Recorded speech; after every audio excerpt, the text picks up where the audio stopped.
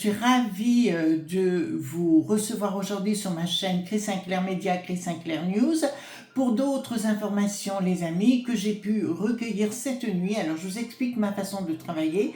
En général, tous mes amis savent que je ne me couche jamais avant 3 ou 4 heures du matin. C'est comme ça. Ça fait partie de mon ADN.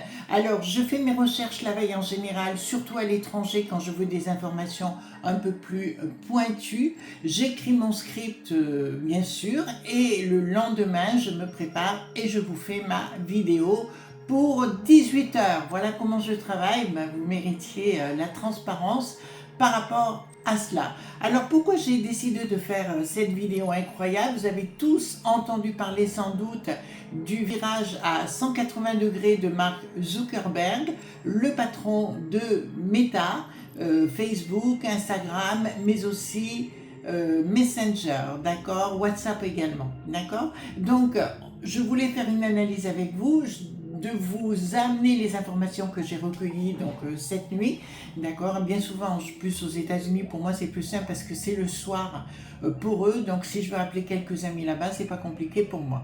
Alors, on va dans le vif du sujet et de savoir exactement ce qui s'est produit. Alors l'annonce du PDG de Meta, Mark Zuckerberg, selon laquelle il mettait fin à la vérification professionnelle des fact-checkers sur Facebook et Instagram, a eu des répercussions dans le monde politique et technologique. Bien que la nouvelle de mardi ait marqué le plus grand coup d'éclat de Zuckerberg, il s'agissait de la dernière d'une série de mesures prises ces derniers mois pour se positionner, ainsi que le géant des médias, pour la nouvelle administration Trump. Zuckerberg était autrefois un partisan d'une poignée de causes progressistes. Il avait cofondé un groupe de réforme de l'immigration qui luttait contre les expulsions massives et a rencontré à plusieurs reprises Barack Obama pendant sa présidence. Mais il a commencé à laisser entendre l'été dernier qu'il se préparait à s'appuyer politiquement sur le soutien de Donald Trump. La première est survenue en juillet, lorsque Zuckerberg a déclaré que le fait que Trump ait levé le poing après une tentative d'assassinat était l'une des choses les plus dures à cuire qu'il avait jamais vues de sa vie. Zuckerberg a cependant tempéré ses éloges, affirmant qu'il ne soutiendrait aucun candidat de la présidence. Alors ce mois-ci également, Meta a supprimé les restrictions spéciales qu'elle avait imposées aux comptes Facebook et Insta de Trump après l'attaque du 6 janvier 2021 contre le Capitole des États-Unis, donnant essentiellement à Trump un nouveau départ sur les plateformes après l'avoir suspendu puis réintégré. En août, Zuckerberg a attaqué la réponse de l'administration Biden à la désinformation sur le coco, alléguant que le gouvernement avait fait pression sur l'entreprise pour qu'elle censure le contenu. Alors, il faut bien vous dire, les amis, qu'un chef d'entreprise, on est toujours sur la dictat des gouvernements, à droite, à gauche, c'est toujours pareil, on doit se mouler à leur désirata, comme d'habitude. Au plus votre entreprise est immense, au plus on se fait ratatiner, on connaît l'histoire.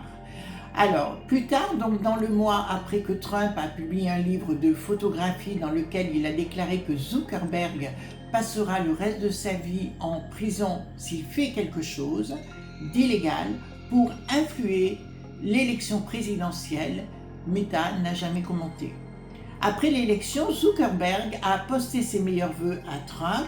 Le mois dernier, Meta a déclaré qu'elle avait fait un don d'1 million de dollars au fonds inaugural de Trump.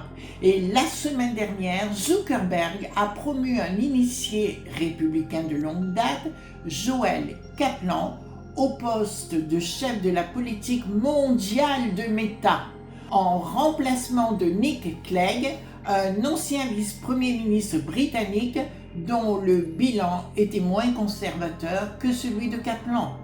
Lundi, Meta a annoncé la nomination de nombreux membres au sein de son conseil d'administration, dont Dana White, PDG d'Ultimate Fighting Championship et ami de longue date de Trump. Alors Zuckerberg n'est pas le seul dans les entreprises américaines à changer de politique, mais son action est unique en raison de la position dominante de Meta dans la façon dont les Américains communiquent en ligne. Et c'est vrai qu'ils n'ont pas la même façon de penser que nous.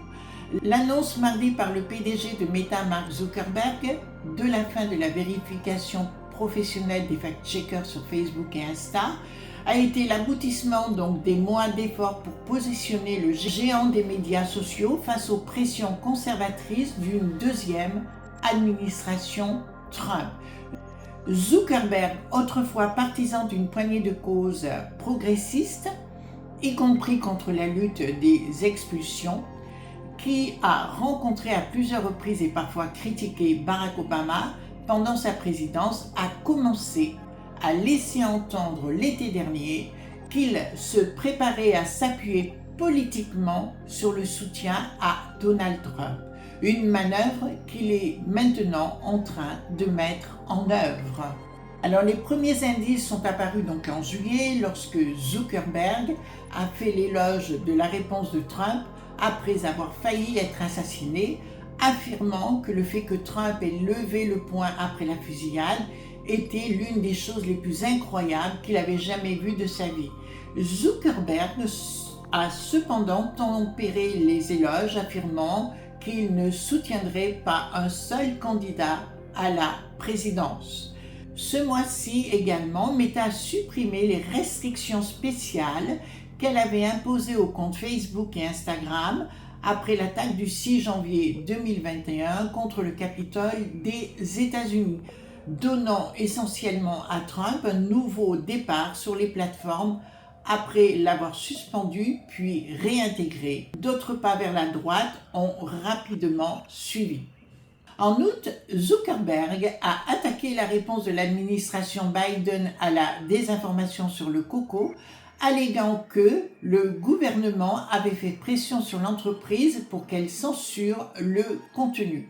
Ces critiques étaient beaucoup plus sévères que sa précédente caractérisation des interactions avec le gouvernement dans une interview avec le podcasteur Joe Rogan, et c'était un changement par rapport à la rhétorique précédente de Meta qui, au début de la pandémie, adoptait une ligne dure contre les canulars et autres conseils de santé non scientifiques.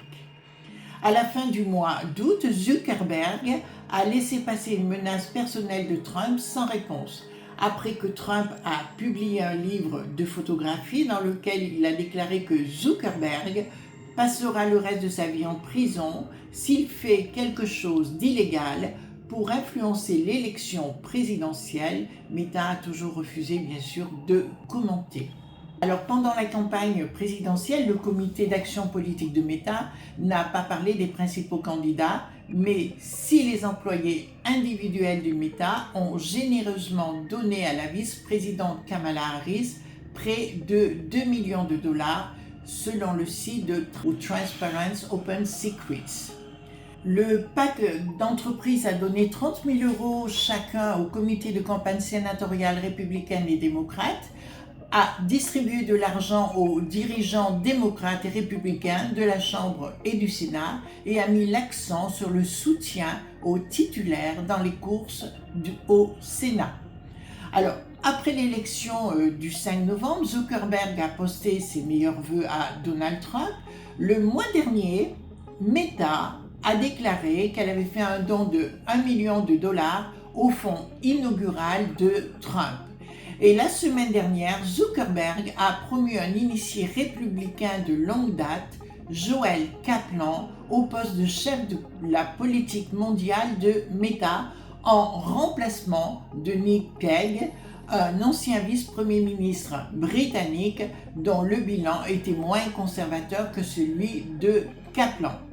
Lundi, donc, Meta a annoncé la nomination de nombreux membres au sein de son conseil d'administration, donc Dana White, PDG d'Ultimate Fighting Championship et ami de longue date de Trump. La rapidité avec laquelle Zuckerberg a changé de ton politique était à couper le souffle pour les observateurs, bien évidemment, de longue date de l'entreprise. L'annonce de Zuck, et c'est comme ça qu'on l'appelle, l'annonce de Zuck est une flexion totale du genou devant Trump et une tentative de rattraper Musk dans sa course vers le bas, a déclaré Nina Jankowicz, une experte en désinformation sur Blue Sky, faisant référence au milliardaire de la technologie Elon Musk. Elle est la PDG de l'American Sunlight Project qui lutte contre la désinformation. Donc, un initié de Meta a déclaré « Mark est un dirigeant très centriste ». La personne a ajouté « Mais s'il a un cadre de conseillers politiques et professionnels et de cadres qui ont des profils républicains qui sont ascendants dans l'entreprise ». Alors David Sacks, un investisseur donc en capital risque, qui est le meilleur conseiller de Trump sur la crypto-monnaie et de l'intelligence artificielle, a déclaré que l'annonce de Zuckerberg était un tournant et il a pris parti pour Trump. Zuckerberg, qui a cofondé son entreprise il y a à peu près 21 ans, n'est pas le seul dans les entreprises américaines à changer de politique pour s'adapter au vent tournant. Mais son changement est unique en raison de sa position dominante de Meta dans la façon dont les Américains communiquent en ligne. 4 applications, donc Meta, Facebook, Instagram, WhatsApp et Messenger, comptent parmi les plateformes Internet les plus utilisées. Voilà les amis ce qui est en train de se passer à travers le monde. Il ne faut pas oublier que ce soit X, Facebook, WhatsApp, Messenger et autres, Insta également, sont des valeurs sûres et des valeurs de communication très importantes pour nous au quotidien. Donc aujourd'hui, qui c'est qui dirige un peu notre monde global? Ce sont ces gens-là actuellement. Donc ceux qui veulent s'en prendre à eux, je pense qu'ils auront beaucoup de mal pour la suite. Restons positifs, restons constructifs et soyons tous en paix. Voilà les amis, je vous embrasse très fort et on se retrouve bien sûr demain soir pour une autre émission sur ma chaîne Chris Sinclair Media, Chris Sinclair News. Bisous tendres, bye bye.